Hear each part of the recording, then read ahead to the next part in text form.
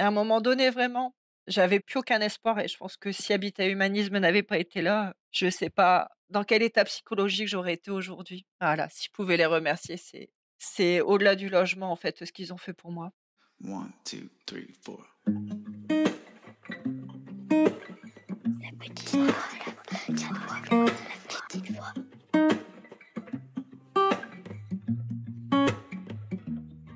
Yeah, your heart is a sun. Est-ce que vous avez déjà écouté votre petite voix? Cette intuition qui souffle ce qu'on n'ose pas toujours entendre, celle qui pourrait peut-être tout changer. Je m'appelle Herveline et comme vous, j'essaye, pas toujours avec succès, de suivre cette boussole intérieure. C'est pour ça que j'ai créé La Petite Voix, un podcast où des femmes et des hommes partagent avec émotion, parfois même avec humour, ces moments où la vie bascule et où tout devient possible. Chaque épisode explore des histoires de nouveaux départs. Une séparation libératrice, une reconversion audacieuse, un burn-out surmonté ou une maladie qui révèle une force insoupçonnée. Autant d'histoires de doute, de peur, mais aussi de courage et de transformation. Chaque mardi, je vous invite à découvrir ces conversations intimes, sans filtre, des conversations qui vont nous éclairer, nous inspirer.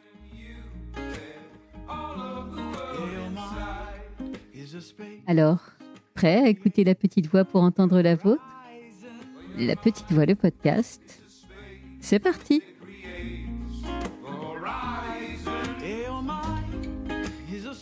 On peut parfois toucher le fond, se sentir complètement démuni, et puis, une main tendue peut tout changer. Aujourd'hui, j'accueille Delphine dans La Petite Voix pour un épisode un peu spécial, enregistré dans le cadre du Podcaston, une belle opération qui nous permet à nous, podcasteurs, de mettre en lumière des associations qui nous tiennent à cœur.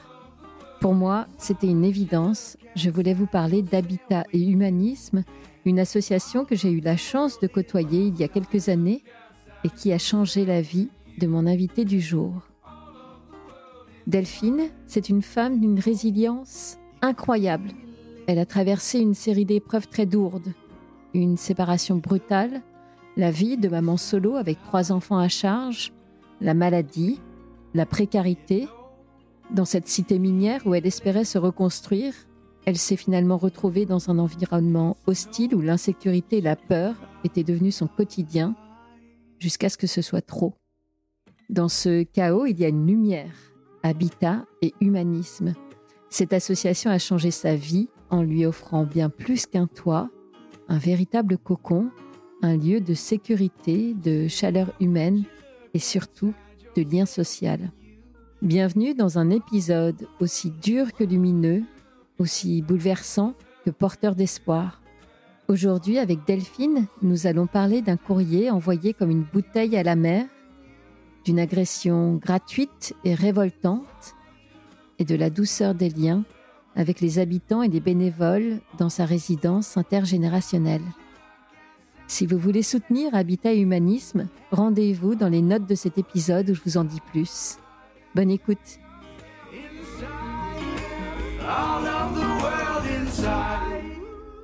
Eh bien, bonjour Delphine et bienvenue dans La Petite Voix. Bonjour, merci de m'accueillir. Je vous en prie, je suis ravie de vous accueillir pour cet épisode qui est un épisode un petit peu exceptionnel de La Petite Voix puisque c'est un épisode qu'on enregistre dans le cadre du Podcaston. Le Podcaston, c'est une opération qui réunit plus de 1500 podcasteurs à travers le monde, pas seulement en francophonie. Et on nous invite, nous, chacun des podcasteurs, à mettre en avant une association. Et pour moi, c'était assez évident. Je voulais me parler d'une association qui me tient à cœur et qui s'appelle Habitat et Humanisme. Je fais une petite parenthèse perso. Il y a plus de 15 ans, j'arrivais à Lyon, j'avais pas de boulot, j'étais au chômage pendant longtemps. Et puis m'était venue l'idée de faire du bénévolat. J'avais rejoint Habitat et Humanisme pour faire ce que je sais faire, a priori, du marketing. Et finalement, Habitat et Humanisme m'avait vraiment permis de remettre le pied à l'étrier. Donc voilà, c'est ma façon à moi de leur rendre hommage aujourd'hui. Et puis je pense que vous aussi, Delphine, on va y revenir longuement dans notre entretien, mais Vous avez aussi de bonnes raisons de vouloir remercier, Habitat Humanisme. Effectivement, oui. Je bénéficie actuellement d'un logement dans une, résidence intergénérationnelle. Ça fait 1 an et demi maintenant que je suis arrivée ici et c'est un changement de vie radical, vraiment à plein de niveaux. Peut-être, je me permets juste une parenthèse pour, dire ce qu'est Habitat Humanisme pour des personnes qui ne connaîtraient pas encore cet asso. C'est une association lyonnaise qui a été créée par, Bernard Devers il y a une quarantaine d'années. C'est vraiment participer à la réinsertion, agir pour le logement pour des personnes en situation de précarité et de fragilité. Voilà, c'est une très belle association et on va y venir justement en parlant de vous, de votre parcours Delphine.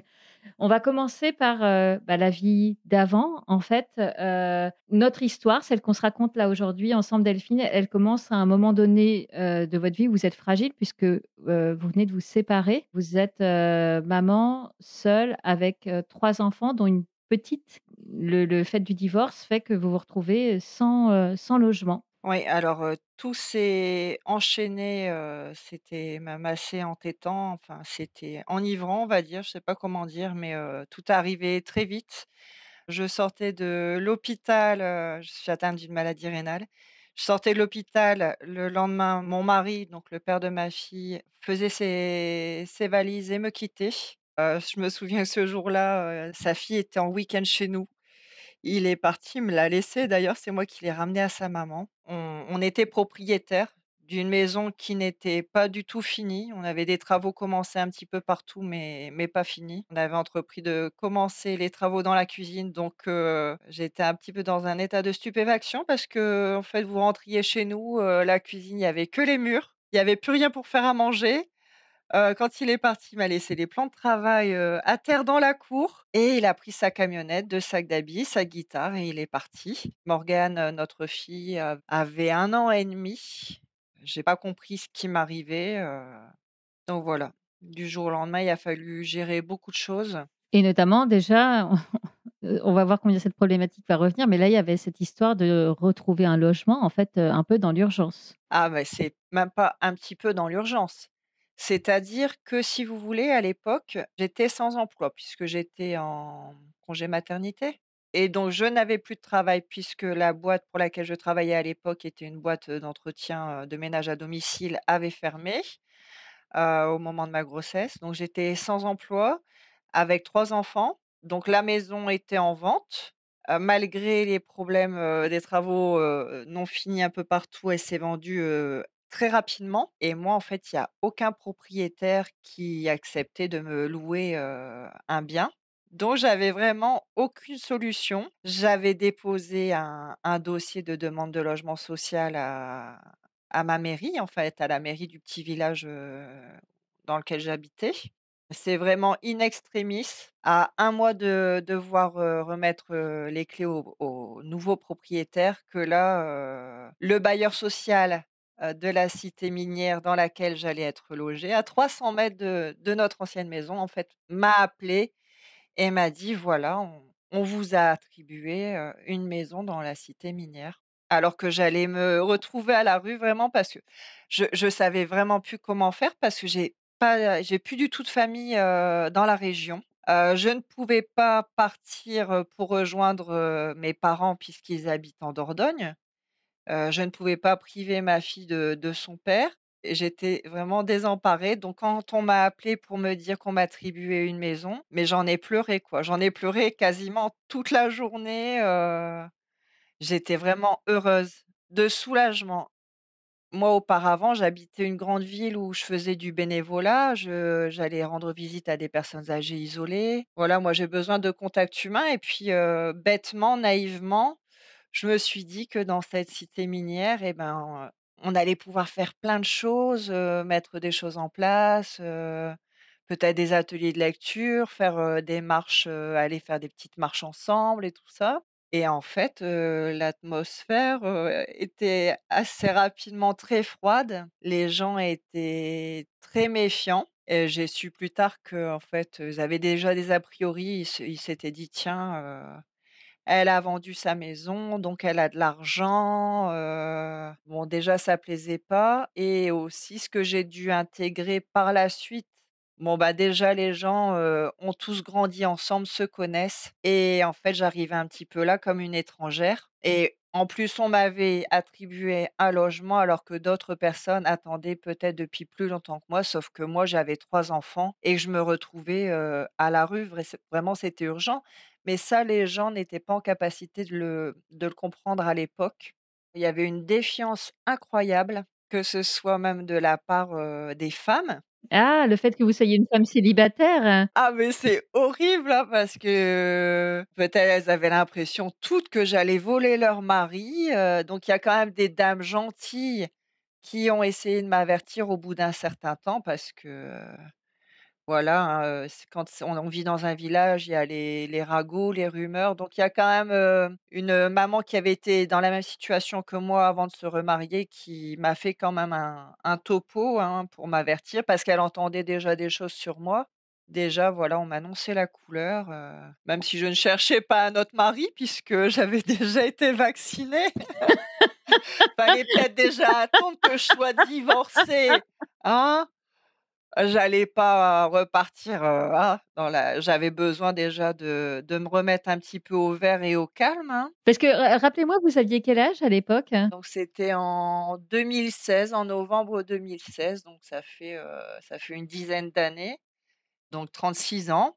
J'étais pas habituée à tout ça, la vie dans une cité minière et en fait, je pense que je débarquais un petit peu du pays des bisounours parce que, bon, je voyais bien des rassemblements de jeunes et j'ai compris plus tard qu'en fait, malgré qu'on vivait dans un petit village d'une, cité minière, en fait, il y avait, bah, du trafic de drogue. Dans la cité dans laquelle j'étais relogée, c'est bien simple, la police n'y mettait pas les pieds et en fait, c'est un peu eux qui faisaient la loi, quoi, Il fallait, déjà être, très discret, fallait regarder ses pieds quand on passait et bon, il y a quand même d'autres codes, mais il faut les apprendre sur le terrain. Alors, j'en rigole aujourd'hui mais à l'époque, c'était moins marrant, c'est-à-dire qu'il y a des erreurs à ne pas faire. Par exemple, si un jeune homme entre 15 et 20 ans vous sourit et vous dit: «Bonjour madame», surtout, il ne faut pas lui sourire ou lui répondre. Parce que c'est quoi? C'est signe que vous l'aguichez, c'est ça? Ah bah oui, apparemment, c'est la provocation, c'est qu'on cherche, quelque chose de charnel, quoi. Même si vous êtes une maman, quadra avec 3 enfants, elle s'en fiche totalement, voilà. Et donc moi, ce que je comprends, c'est que comme vous êtes plutôt, sociable, que vous arriviez avec plein de bonnes intentions, votre envie de faire du lien et tout ça, bah, là, vous vous êtes pris cette réalité en pleine face. J'y suis allée en courant, hein, dans le mur, on peut alors là, j'ai foncé tête baissée, il aurait peut-être fallu qu'on fasse un coaching. En fait, il faudrait que dans cette cité, quand on vous attribue un logement, vous ayez un petit livret d'accueil où on vous donne, les bases, les règles, le langage, mais j'ai pas eu tout ça. Donc je suis restée telle que j'étais, naturelle, surtout que moi je sortais d'une relation très compliquée où finalement, j'avais plus le droit de parler à qui que ce soit, donc j'avais été très isolée ces dernières années. Je pensais que ça y est, ça allait être une bouffée d'oxygène et que j'allais revenir dans la vie normale, sociale, pouvoir parler avec d'autres êtres humains. Une fois que j'étais installée là dans cette maison de la cité, c'était comme un mauvais film en fait.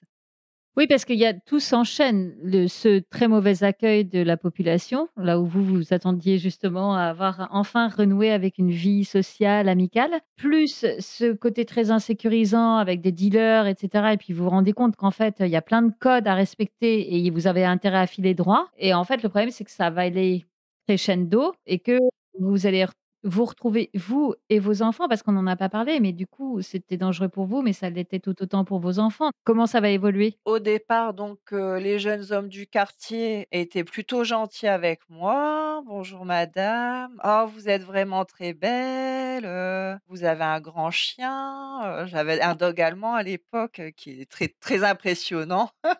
Après, j'ai compris qu'il cherchait plus. Moi, ça me choquait un peu parce que je peux pas concevoir qu'un enfant, un gamin qui pourrait être le mien, puisse attendre autre chose que juste, un rapport de politesse, «Bonjour, bonsoir» et en fait, ça a mené à de la frustration chez un jeune homme en particulier et je pense que le fait qu'il devait consommer aussi, ça ne l'aidait pas et ça faisait 2 ans qu'on est arrivé dans cette cité et à chaque fois qu'il passait en voiture, c'était les fenêtres ouvertes, je me faisais insulter. Dès que je le croisais dans la rue ou quand je promenais mon chien au terril, je me faisais insulter et je ne disais jamais rien et au bout de 2 ans, j'avais pas envie de me laisser faire, mes 2 enfants étaient à la maison, les 2 plus jeunes, parce qu'entre-temps le plus grand était parti. J'ai voulu simplement lui dire: «Écoute, quand tu vas me croiser maintenant, tu vas me laisser tranquille et tu vas arrêter de m'insulter» et en fait, il s'est approché vraiment,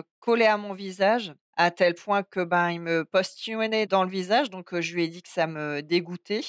Il a raclé, 3 fois sa gorge. Il a vraiment craché, ça dégoulinait sur mon visage. Il y a des gens qui étaient là, qui assistaient à la scène. Personne ne m'est venu en aide. Et là, je lui ai mis un coup dans l'épaule, quoi. J'étais avec ma chienne et je pense que c'est ça qui m'a sauvée parce qu'il avait peur des chiens. Tout s'est passé très vite, tout s'est enchaîné très vite. Entre 2, il m'a promis qu'il allait me violer, il a glissé sa main dans le pantalon, mais je pense que, comme il était connu pour porter une arme, je pense qu'il allait sortir une arme et finalement, il a regardé mon chien, il a enlevé sa main de son pantalon et là, j'ai senti un coup, là, ici, au-dessus de l'arcade sourcilière et sans comprendre comment ça s'était passé, je me suis retrouvée, projetée au sol, en fait et là, apparemment, il y a quand même une dame qui est sortie de chez le médecin pour s'interposer parce qu'apparemment, il voulait continuer à me frapper. Ce qui s'est passé aussi, c'est que faut dire quand même qu'il y avait une voiture qui était garée là, sur la place handicapée. Dedans, il y avait une, maman avec, 2 enfants et c'est la seule personne qui a fait quelque chose pour moi, c'est-à-dire qu'elle a appelé la police.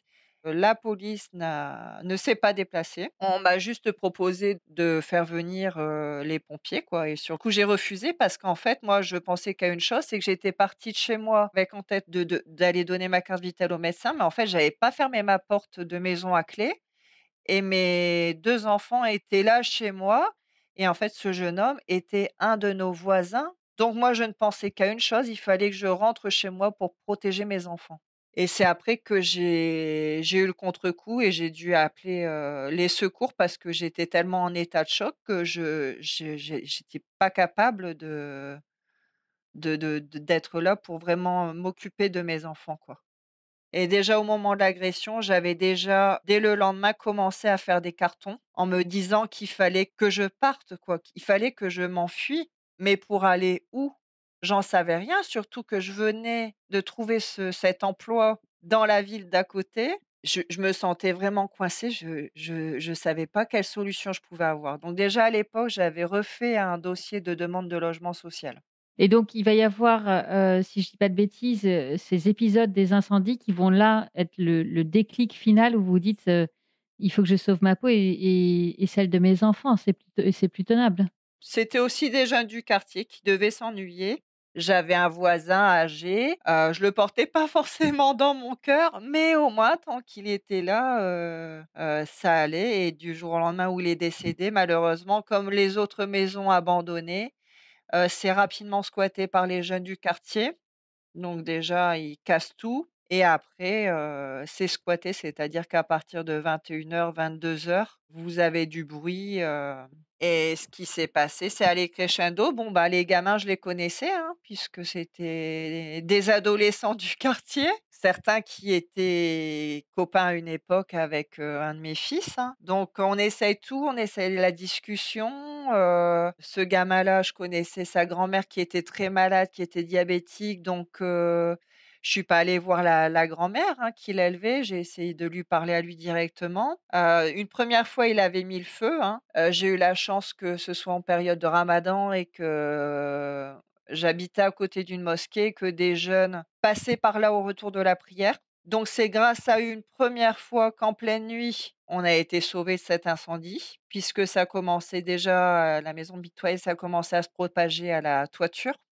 quelques 6 mois plus tard, ça recommençait. C'était toujours le même gamin et comme il avait bien compris que, ça aurait pu être très grave si le feu par la toiture avait pris aussi chez moi, parce que la toiture ça prend vite feu, bah, qu'est-ce qu'il a fait? Il a mis feu directement à la toiture. Il y avait plus de sapin à brûler puisqu'il l'avait déjà brûlé la fois d'avant, donc là, qu'est-ce qu'il a fait? Il avait mis le feu directement à la toiture, quoi. Donc c'était vraiment dans un but criminel et là, la chance que j'ai eue, c'est qu'une patrouille de la BAC passait par là et a vu l'incendie, quoi. C'est eux qui sont venus, frapper à ma porte. Je pense que ça pouvait pas être pire. Il y a pas que moi qui ai subi des incendies, hein, ces gamins s'étaient dit: «Tiens, que on s'ennuie, qu'est-ce qu'on pourrait faire? Bah, la nuit, on va frapper au hasard, on va choisir des maisons avec des sapins et puis on va mettre le feu». Oui, il y avait vraiment un climat de terreur, ultra présent et donc c'est là où vous vous dites: «Là, c'est bon, en fait». Ça faisait, je crois, 7 ans que vous viviez dans cette cité? Ça faisait 7 ans, mais moi je ne dormais plus, hein. Je pouvais, au moindre bruit en fait, ce que je faisais, j'ouvrais ma fenêtre de chambre et je faisais le guet des fois pendant des heures, tout en sachant que le lendemain je devais aller travailler. J'étais épuisée, j'avais peur, ma fille avait peur, si on criait dans la rue, qu'on essayait un peu de me provoquer, elle me disait: «Maman, s'il te plaît». Alors je lui répondais: «Mais, ne t'inquiète pas ma chérie, tu sais des cris ça ne peut pas faire mal». Elle m'avait répondu: «Non, j'ai peur que tu leur répondes». Et je lui avais dit: «Mais maman ne va plus jamais répondre», je regardais mes pieds. J'avais bien compris la leçon. Si j'avais su à l'époque, ça n'en valait pas la peine d'essayer de demander de pas m'insulter pour ce que j'en avais récolté. Tous ces événements, ça fait beaucoup trop.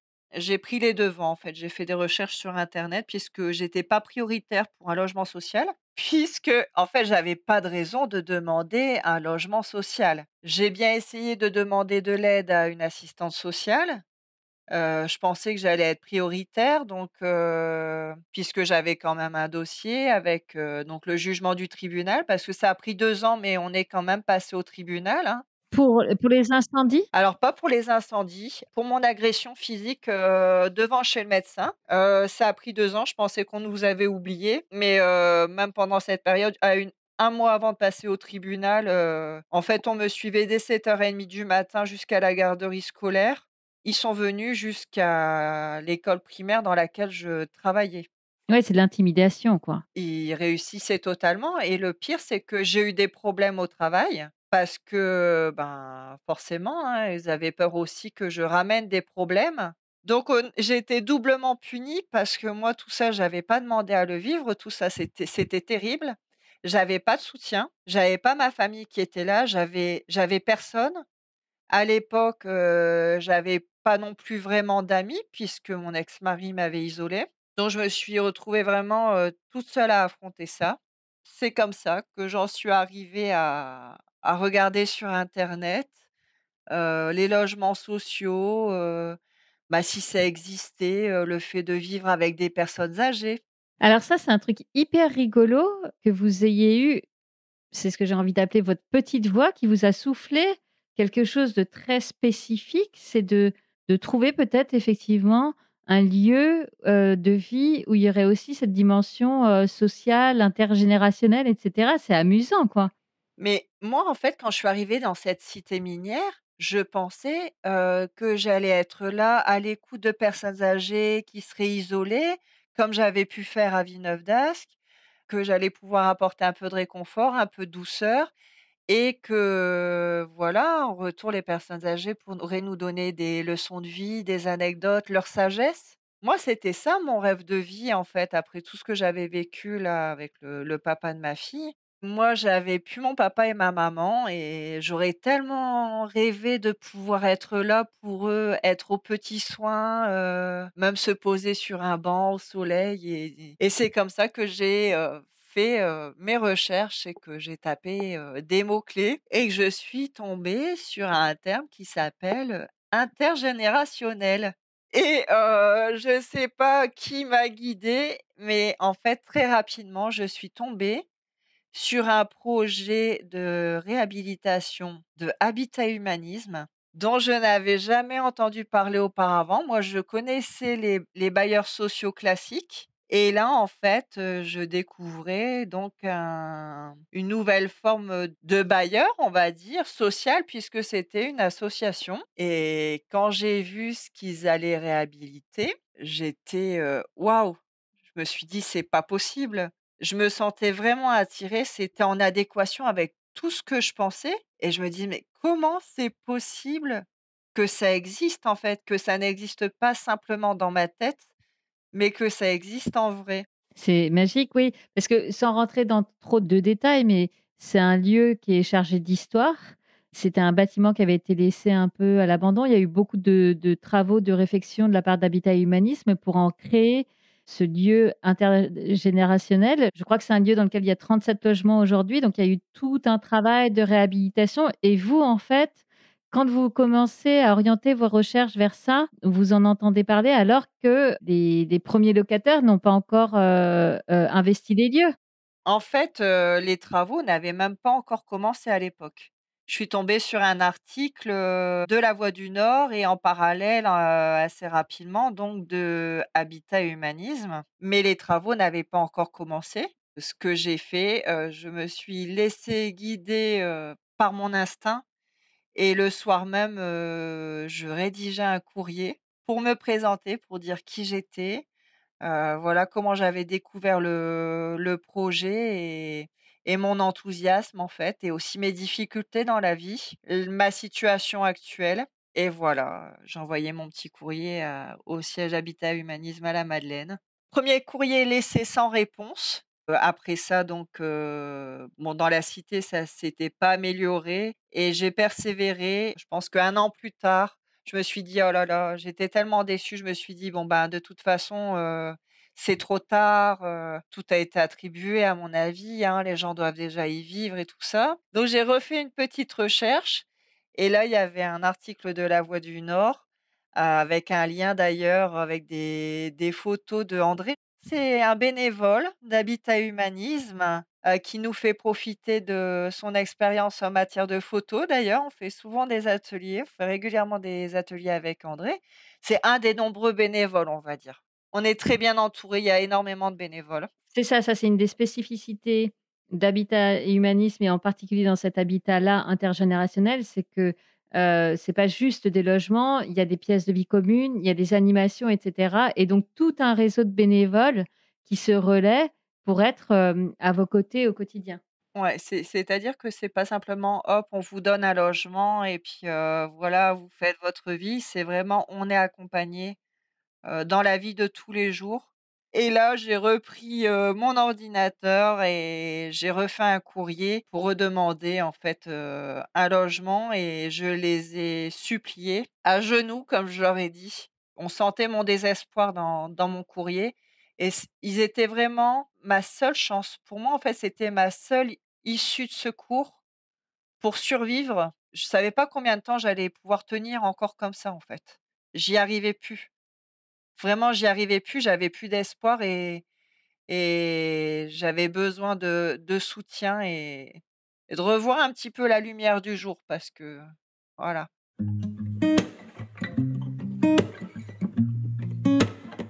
Là, cette fois-ci, votre bouteille à la mer, elle va être reçue et je crois que finalement assez vite vous avez un retour, hein? Rapidement, je crois qu'une semaine plus tard, je sais plus si d'abord j'ai reçu un appel ou l'invitation par email à me rendre à une réunion d'information, ici sur place à la future résidence. Il y a cette première découverte et puis il y a le jour où vous allez enfin emménager. Est-ce que vous étiez encore dans cet état de stress tellement marqué parce que vous aviez vécu là les années précédentes, le jour où vous emménagez, ou vous commencez à apprécier un peu, le début de cette nouvelle vie? J'étais un petit peu encore en stress, mais en fait, assez rapidement, j'ai trouvé mes marques, et j'ai pu assez rapidement, lâcher prise.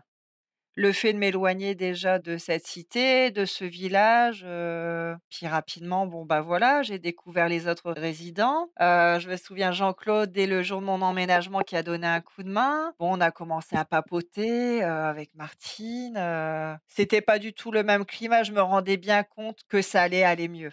Le sentiment que j'ai quand je vous entends parler et de ce que vous avez vécu avant et puis de comment vous vous sentez au moment où vous arrivez, dans cette résidence-là, c'est comme un animal qui a été plus que blessé et du coup, il vous faut du temps pour, vous laisser réapprivoiser à une vie normale avec des gens bienveillants, autour de vous et une vie sociale, normale. Je pense que quand on a eu l'habitude d'être agressé, on reste toujours sur ses gardes, en fait.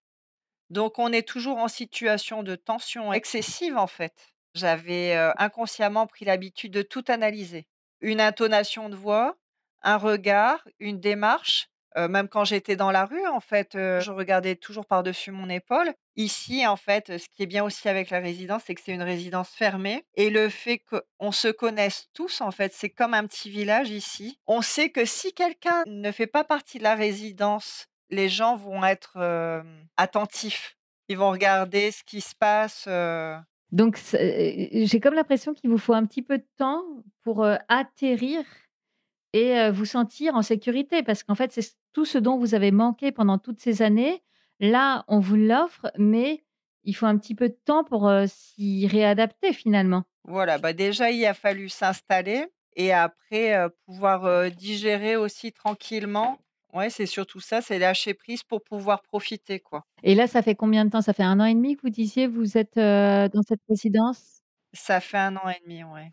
Et il y a vraiment ça, il faut qu'on en parle aussi de cette dimension que vous avez déjà commencé à évoquer, mais qui est, très belle aussi, dans ce que propose Habitat Humanisme. C'est qu'en fait, il y a déjà ce logement, le logement lui-même qui vous permet de repartir à zéro dans un environnement sain, mais il y a tout ce lien social, en fait. Quand je vous écoute, j'ai l'impression que vous connaissez chacun des résidents, que vous avez tissé des liens avec chacun d'entre eux, que même avec les bénévoles qui viennent régulièrement vous voir, ils s'organisent des animations. Il y a vraiment une vie de village dans le bon sens du terme, quoi. Oui, voilà, quand je rentre du travail, même pour ma fille, en fait, c'était ça son rêve. Elle, quand on a su qu'on allait obtenir un logement ici, elle, dans sa tête de petite fille, c'était: «Oh là là, je vais avoir plein de papis et de mamies pour moi» et effectivement, c'était l'une des rares enfants de la résidence et c'était un petit peu la princesse. Donc bah, régulièrement, bah, un peu de sang neuf, un peu de jeunesse ici, ça fait du bien aussi aux résidents plus âgés. Encore hier, par exemple, on a la maman d'un résident qui a tenu un atelier aquarelle. Moi, j'ai pu faire un peu de peinture, on se prépare un petit café, on a des moments de partage comme ça, également au jardin, on a nos carrés potagers. On a une salle commune, on a un patio, on a un très grand jardin aussi et on a des coursives. Ce qui fait que, tout est là pour aider à se rencontrer, en fait. On a des espaces d'échange, on a des tables avec des chaises, on peut se poser, on peut venir se faire un café dans la salle commune, on peut même cuisiner, hein, on l'a déjà fait à plusieurs reprises, faire des auberges espagnoles, des ateliers, avec des jeux de société et aussi si on a besoin d'aide, ça j'ai trouvé ça merveilleux parce que j'étais pas habituée à recevoir et ici en fait, il y a des bénévoles qui bricolent. C'est ça aussi qui change d'un bailleur social, c'est que Habitat et Humanisme, c'est vraiment l'humain qui est mis en avant. C'est pas une plateforme téléphonique, vous avez un problème avec la chaudière, voilà, vous appelez pour un service. Ici, vraiment, vous parlez d'humain à humain, puis on fait de belles rencontres. Il y a un mélange ici. Moi, je suis une maman solo, on est à 2-3 mamans solo. Vous avez des personnes, âgées, des jeunes en situation de précarité. Je me suis fait un ami qui s'est enfui d'Afghanistan, qui a connu, vraiment la fuite, traversée en bateau, qui a une histoire terrible et tout ça, c'est très enrichissant et ça m'aide aussi, ce partage d'histoires de vie. Vous disiez, quelque chose qui me touchait quand on préparait l'entretien. Vous m'avez dit: «Bah, en fait, j'avais toujours aimé beaucoup donner et j'apprends maintenant à recevoir». Alors ça, c'est vraiment une notion qui est nouvelle pour moi parce que je pense que quelque part, je ne me sens pas encore légitime. J'ai toujours fait, ce qu'on me disait de faire, j'ai beaucoup subi, j'ai beaucoup donné, j'apprends petit à petit à accepter qu'on me donne. C'est vraiment une reconstruction qui passe, grâce à plusieurs choses. Bah, déjà Habitat Humanisme qui m'a tendu la main. Voilà, me retrouver entourée, je me sens en sécurité, donc maintenant je sais que je peux lâcher prise, j'ai le droit de me reposer et s'il arrive quelque chose, j'ai des personnes autour de moi qui seront là, que ce soit, les autres locataires, les responsables, les bénévoles. Vraiment Habitat Humanisme est là, à l'écoute. Si on a le moindre souci, ils sont très réactifs. Ça fait vraiment chaud au cœur parce que j'y suis pas du tout habituée et c'est vrai que dans ma vie de tous les jours, c'est plutôt moi qui écoute les autres et ici, en fait, bah, voilà, petit à petit, je découvre que, ça peut être aussi dans les 2 sens et ça peut être agréable aussi de recevoir, mais tout ça, ça s'apprend. Vous diriez quoi à la Delphine, qui était dans son autre cité, dans cette situation vraiment où vous disiez que vous voyiez pas le bout, quoi? Alors, je lui dirais, «Accroche-toi, tu as raison de t'accrocher, même si tu as l'impression que» je suis émue, je suis désolée. Non, c'est OK. Même si tu as l'impression que tu as touché le fond et qu'il y a plus rien qui va, que tu es dans le noir total, tu vas pouvoir remonter à la surface, puis revoir la lumière. Et à un moment donné, vraiment, j'avais plus aucun espoir et je pense que si Habitat Humanisme n'avait pas été là, je sais pas dans quel état psychologique j'aurais été aujourd'hui. Voilà, si je pouvais les remercier, c'est au-delà du logement, en fait, ce qu'ils ont fait pour moi. Il y a une phrase de Nietzsche qui illustre bien ma vie, c'est, «Tout ce qui ne me tue pas me rend plus fort» et je me suis, toujours accrochée à ça, en fait. Des fois, on ne sait pas pourquoi les choses nous arrivent, des épreuves qu'on a dans la vie, il faut que ça nous enseigne quelque chose et là, si je peux moi-même après rendre, ce qu'Habitat Humanisme a fait pour moi, ne serait-ce qu'auprès de d'autres locataires, c'est vraiment ce que je voudrais faire et on y est actuellement là dans ce projet. Ouais et puis le fait que vous soyez là aujourd'hui à témoigner, moi je vous écoute et vous êtes, très inspirante. Je vous l'ai dit, quand on s'est parlé, vous incarnez pour moi un magnifique message de résilience et puis et d'espoir. Moi je vous remercie du fond du cœur Delphine parce que vous êtes vraiment, vraiment une belle personne. Bah, je vous remercie. Ça fait bizarre de l'entendre parce que j'ai pas l'habitude qu'on me fasse des compliments. Si ça peut aider des personnes qui sont dans des épreuves actuellement et qui ont l'impression qu'ils vont pas s'en sortir, si on peut s'en sortir, il faut vraiment s'accrocher parce que ça en vaut la peine et on peut faire de belles rencontres comme, j'ai eu la chance de faire avec Habitat Humanisme et je leur souhaite de tomber sur des personnes, comme ça, qui vont leur redonner la bonne impulsion et les aider. Bah, merci beaucoup en tout cas Delphine. Merci à vous. Et non, pas encore de générique puisque j'ai un dernier mot important à vous dire et ça concerne habitat et humanisme. Puisque si l'histoire de Delphine vous a touché, eh bien, vous aussi, vous pouvez aider Habitat et Humanisme. Habitat et Humanisme, c'est une association lyonnaise qui est maintenant partout en France, une association qui a 40 ans. Et Habitat et Humanisme agit en faveur du logement, de l'insertion et de la recréation de liens sociaux. Et en ça, l'épisode avec Delphine en est une très belle illustration. Donc chaque année, c'est 2000 nouvelles familles qui sont logées par Habitat et Humanisme. C'est plus de 11 000 logements partout en France. Donc maintenant que je vous ai dit ça, je vous dis aussi comment, de manière très concrète, chacun d'entre vous peut agir en faveur de Habitat et Humanisme. Vous pouvez déjà de manière assez évidente devenir donateur de Habitat et Humanisme. Vous pouvez également devenir bénévole. Vous n'avez peut-être pas d'argent, mais du temps. Vous aurez toujours quelque chose à faire pour aider Habitat et Humanisme. Et puis, il y a deux autres formes encore qui peuvent faire que vous aidiez Habitat et Humanisme.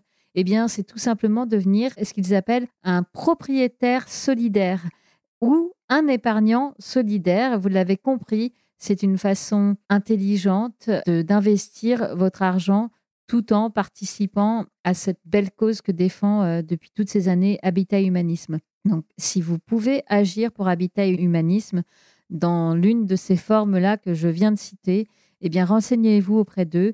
Je mets le lien en descriptif de cet épisode ou tout simplement vous recherchez par un moteur de recherche Habitat et Humanisme et vous agissez de manière concrète pour permettre de belles histoires comme celle que l'on vient d'entendre avec Delphine qui, enfin, après des années de galère, est sur ce magnifique chemin de reconstruction. Merci pour elle, merci pour eux, merci pour Habitat et Humanisme et merci pour votre écoute. À bientôt. Yeah, your heart is a sun and it shines as it opens. Well, your heart is a sun and it shines Voilà, La Petite Voix, le podcast, c'est fini pour aujourd'hui. Si vous avez aimé cet épisode, parlez-en autour de vous. Le bouche à oreille, c'est magique pour faire découvrir un podcast. Alors envoyez le lien de cet épisode à vos amis et vous verrez, ils vous remercieront. Et d'ailleurs, si vous voulez être sûr de ne rater aucun épisode, avouez que ce serait dommage, abonnez-vous à La Petite Voix sur votre plateforme d'écoute, Apple Podcast, Spotify, YouTube ou autre. Profitez-en d'ailleurs pour m'y encourager avec des étoiles, des bonnes notes et des commentaires. Non seulement ça fait plaisir, mais ça aide vraiment à faire découvrir le podcast à d'autres auditeurs. Je partage aussi les coulisses du podcast sur Instagram et Facebook. Et mieux encore, abonnez-vous à ma newsletter sur mon site lapetitevoix.co. C'est là que j'ose vous raconter tout ce que je ne dis pas ailleurs. Ça fait beaucoup d'infos, je sais, c'est pour cela que j'ai mis tous les liens dans les notes de cet épisode. Allez, je vous donne rendez-vous mardi prochain. D'ici là, portez-vous bien et soyez heureux. Your horizon. For your mind is a space that creates the horizon. Your mind is a space that creates.